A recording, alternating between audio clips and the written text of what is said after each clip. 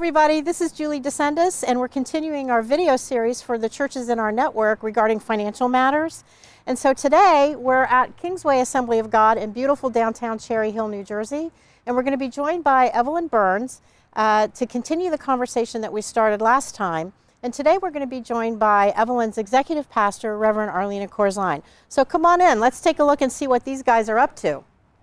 Hey Evelyn, it's so great to see you again, and Pastor Arlena, really, it's a pleasure to be here. So here we are inside of Kingsway Assembly of God, and I'm joined today by Evelyn Burns, who was with me last time, and we touched on some areas of communication of financial information. We also talked about some of the potential pitfalls that can happen between pastors and bookkeepers, and how that communication is really important. So today we're also joined by the executive pastor at Kingsway Assembly of God, Reverend Arlena Corzine. Arlena, it's so great to see you. Thanks for being here. And so we're going to just have a little chat with Pastor Arlena and Evelyn. So the last time Evelyn and I talked, we touched on a couple of topics that we wanted to sort of expand on today if we could.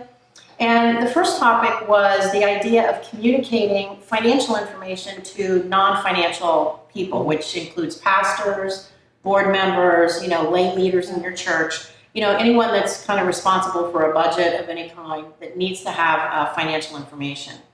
And so today, I'd like you to sort of speak from both of your perspective about what that looks like really in the real world of ministry, what does that mean, communicating that information?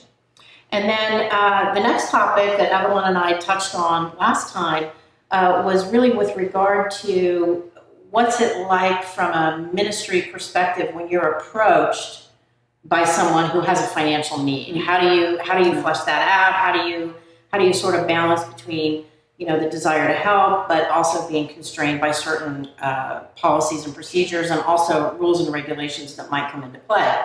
So today I'd like to just hand it over to you and let you sort of talk about those two topics, if you would. Okay, sure, I'd love to. So I know for me, in regards to what I'm looking for from the bookkeeper, from the finance team, I am looking for just help understanding what our financial position is as a church. I mean, I went to Bible college, so my degree is in Bible. Well, good. And I like to teach people about the Bible. I like to pray with people to find Jesus and follow him. I did not go to school to be a CPA, and I don't know the ins and outs of things. And so what I need to know really from her is I need to know kind of an understanding of our cash position, kind of what our income and our expenses are. I think what's really helpful with a bookkeeper, they're on the front lines, they're in the nitty gritty every single week. And so even on a monthly basis, they know, Evelyn knows what our regular recurring expenses are. She also knows seasonally, like we're coming into the holiday season, she knows what we're going to spend monies on that I have long forgotten what we did last year, but she'll remember and help me plan so that really I can navigate and steward the resources that God has given us as a church in a wise way. And I don't have to go to class, and I don't have to learn tons of things, but I think just by regularly meeting with her, I think that's huge. A regular point, like at least once a week, where we're talking about the finances of the church. That's a big deal. But then I also think allowing her to put that information into something that maybe it's a little bit easier for me to digest. It took me a long time to learn how to read financial reports off of an accounting software because, again, as I said, I went to Bible college, right? So she can read those reports, you can read those reports, but I need a little help and some interpretation. So sometimes we've created some Excel spreadsheets that help me get a better idea of, these are the bills that are coming up, these are the things that we're going to need to expend monies for. And just being able to talk to her on a regular basis about that. That's really creating a space for regular communication. And I think being willing to learn and being okay to ask questions. I don't understand this. Like I'm never gonna quite get some of the way that depreciation happens on a balance sheet. I'm gonna leave that to you. And but she can help me understand and give me enough answers to help me make decisions that help me steward well. And that is part of my responsibility as a pastor. And I think being able to ask you guys questions is huge. I know over the years I've called you, I've emailed you many times and said, hey, I'm not really sure how to handle this. So as pastors, I just feel like we have to be willing to say, we're not expected to be CFOs, but we should be willing to learn a little bit, and we should be willing to talk about it. We can be sometimes uncomfortable talking about money. I think it's really the first responsibility of a leader is to define reality. And so what that communication between the bookkeeper and the pastor does, it helps us get an idea of what the landscape is, what's really going on financially in our church. And that's why I think that weekly, for us it's daily, but when I pastored a smaller home missions church, less than 75 people, that was more of a weekly contact. So that's what I think.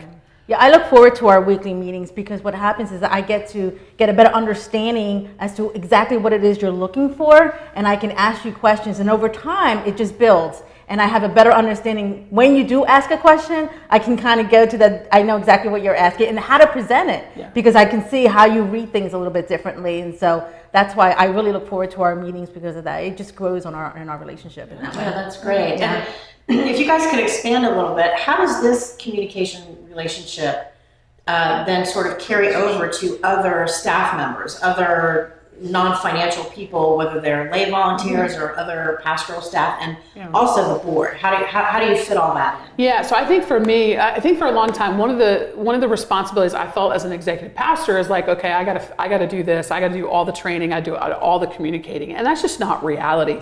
Oftentimes, I'm the middle person that's sort of trying to act as an interpreter, and if I just get out of the way and let Evelyn talk directly to people, so she has direct communication with our treasurer, she has direct communication with our board, even when it comes to things like budget preparation, she does the bulk of that training, and she sits down with the youth pastor and goes over. They don't have those meetings with me. If I have questions, I'll talk to them, but really she has the best way. She knows what questions to ask, and obviously the youth pastor knows the youth ministry, and she knows the budget and the finances. So if there are questions, we really encourage them to go directly to her and ask those questions. And I don't even think it's a bad idea for the bookkeeper to come to board meetings, because they can even, a lot of people on our board, their background, like mine, is not necessarily finance. Right. And so she can answer those questions. She can talk about those things. We can do that at the front of the meeting so the board can deal with other things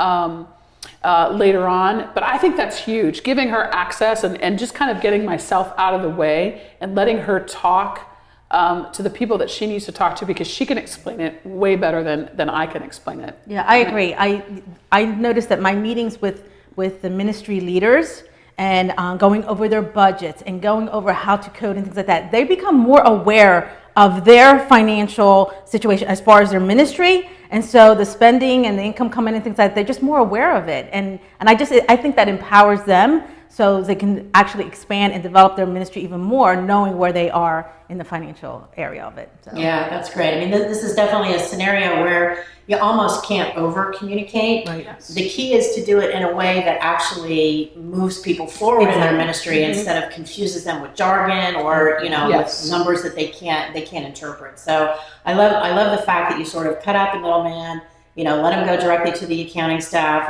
and work with them. Ultimately, of course, as the executive pastor, you have to sort of stamp everything. Absolutely. You do have to be involved. But I love that I love that process. And I also love that it's a process that works no matter how big or small your church is. If you're just starting out, if you're a mega church, it really doesn't matter. So I love that. So now let's turn our attention to something that happens actually very frequently in our churches. And again, it doesn't matter whether you're big, small, or in between.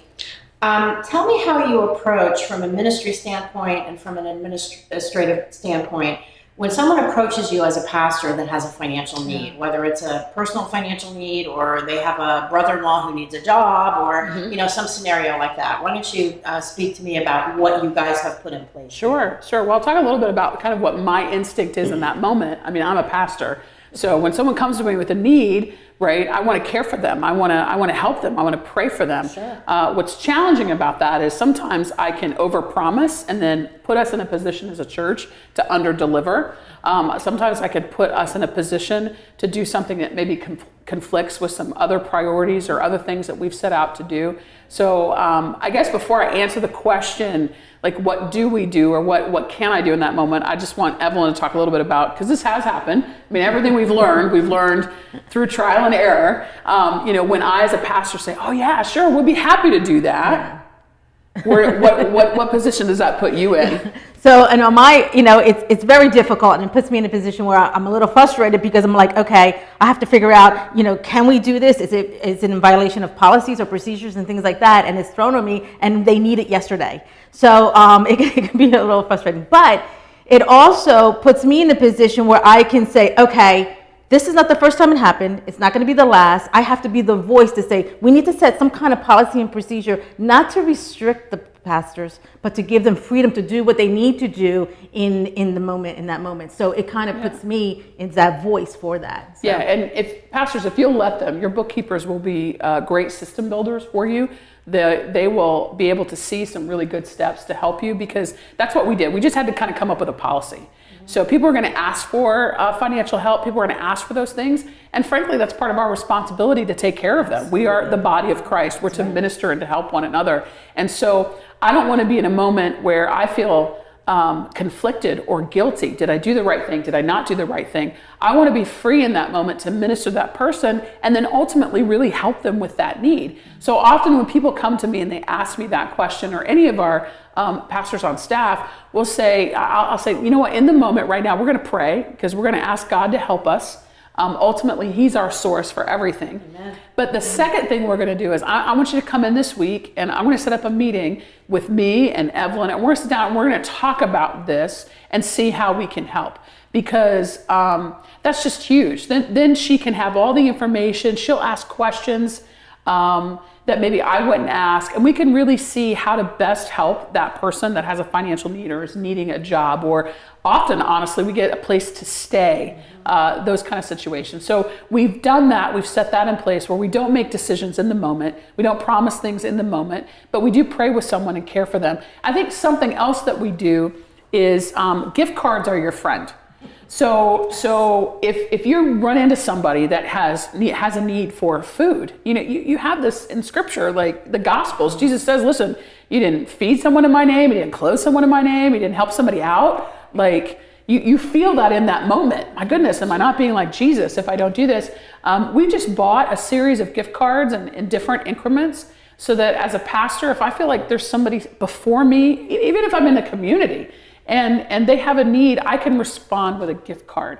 And then again, that's a structure that's in place that has helped me minister in that moment. So I think that's a really important point to make, that oftentimes we feel like policies and procedures are restricting, that they contain us. And I just want to say to our pastors in the network, systems and structures and policies, they're actually very liberating. They help us in that moment fall back and do the things that God has called us to do, which is minister to that individual. Our structures are our friends. Our policies are our friends. They help us steward all the resources that God has given us, not just money, but our time and our energy and our people resources as well. So don't be afraid. I know it can feel like almost like I'm not being led by the Spirit in that moment. And that's just not the case at all. It's very liberating when you know that we have thought ahead of time, we have cared enough to think through these scenarios and to create a plan that helps people at their point of need. And it's a very securing feeling. It's a very liberating feeling. And so don't be afraid. Don't feel like it's going to restrict you or cramp your style.